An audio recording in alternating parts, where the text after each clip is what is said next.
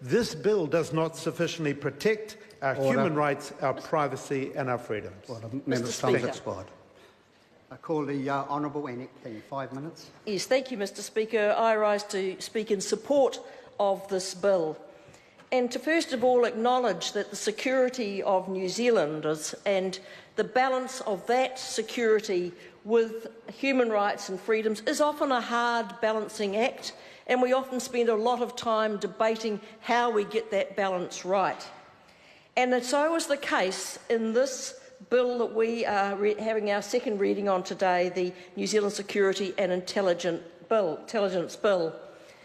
I was fortunate to be able to sit in on some of the very early look at, if you like, the inquiry that was undertaken by Sir Michael Cullen and Sir Patsy Reddy at the review they were doing and the issues that were coming up. And during their deliberations, they did meet with Andrew Little and myself to go over the sort of issues that they could see and the changes that needed to be made.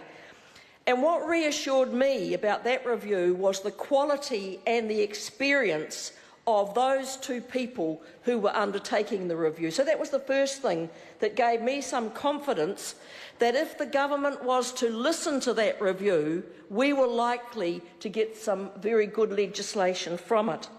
The second was that I spoke briefly with the then Prime Minister, who said that he would not proceed with such a bill unless there was consensus, particularly from the main parties in this Parliament. So important is it to have this sort of legislation that goes to security, but also to human rights and freedoms of New Zealanders. It was important to have a majority of support for such legislation. So then we got to the bill itself, and you have heard today from my colleague David Parker, and you will hear from David Cunliffe, that we believe a fantastic job was done at the Select Committee. And I want to pay a tribute to David Parker, but also to David Shearer from our side, but the members of the committee, the National Party side of the committee, who put together and looked at the changes that we now feel comfortable with. And we know that there are other issues that we'll pursue, and we'll talk about those at the committee stage. But we believe it's been a very, very good process. I want to commend the Attorney General and his role in this bill. Chris Finlayson has done a superb job, and that is according to David Parker. I was not on the committee, and I'm sure David Cunliffe will be able to affirm that. But he has handled this in a very sensitive way and a sensible way, Mr Speaker, to get as much buy-in and agreement on a piece of legislation as you could ever get. And so I just want to make sure that we commend him for that.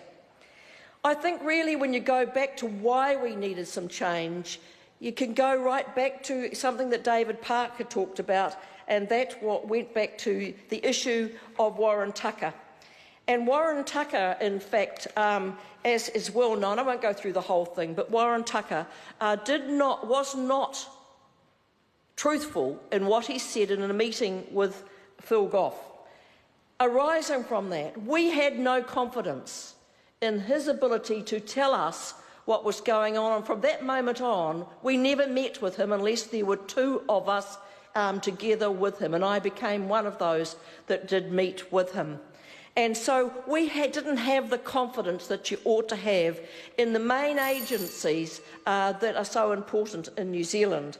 But with the change of leadership, when you change the leadership of the SIS and GCSB and with the Inspector General, Cheryl Gwynne, we started to get confidence that those people themselves were going to ensure that any changes that were made were going to be ones that were in the best interest of New Zealand, and at the same time ensuring that our human rights and freedoms weren't taken away from us unnecessarily.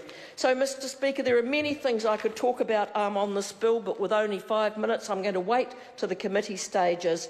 But I just want to conclude by saying we would be mad to think that New Zealand would be free of terrorist activity. We would be mad.